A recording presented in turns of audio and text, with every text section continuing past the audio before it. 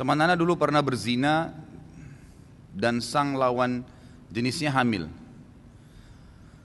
Karena keluarga akhwat meminta pertanggungjawaban, maka dimintalah sang ikhwan untuk menikahinya. Keduanya telah bertaubat dan mereka bingung apakah pernikahan mereka sah secara syar'i, karena mereka bertanya pada beberapa ustadz, hubungan mereka sudah halal. Berikut dalil-dalil, namun mereka tidak yakin. Bagaimana menurut ustadz tentang dalil-dalil yang kuat?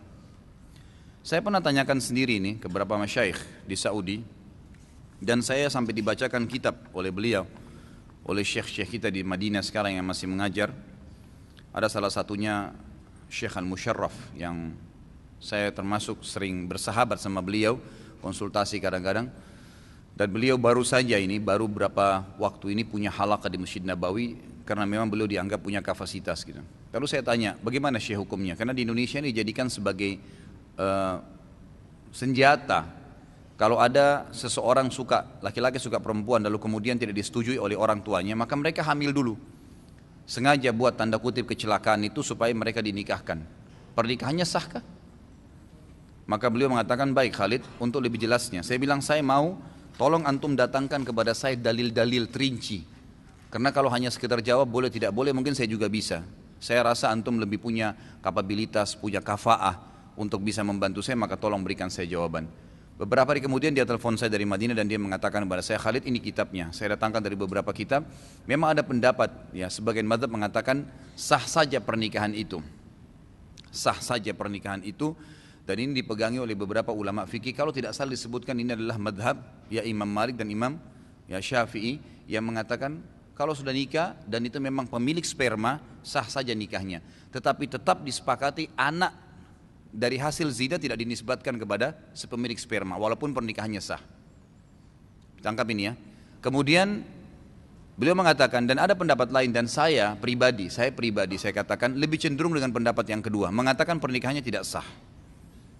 Karena Nabi SAW melarang wanita yang hamil dinikahi dalam banyak hadis yang sahih, dan juga ya melarang didirikan hukum had kepada wanita yang sedang hamil.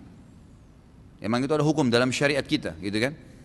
Maka di sini sebagian ulama yang pendapat kedua mengatakan wanita yang hamil tidak boleh nikah sampai diletakkan. Karena ada hadis yang lain berbunyi apa?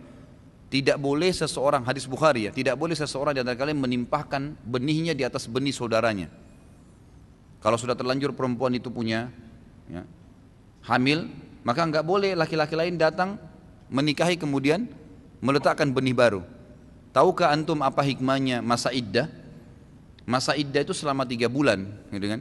Itu masa pembersihan rahim. Dikhawatirkan mantan suami tadi masih punya sperma yang tertinggal, dan dalam masa 3 kali masa iddah itu, 3 kali masa haid, itu baru dianggap perempuan itu suci, berarti tidak ada benih yang akan membuat dia hamil.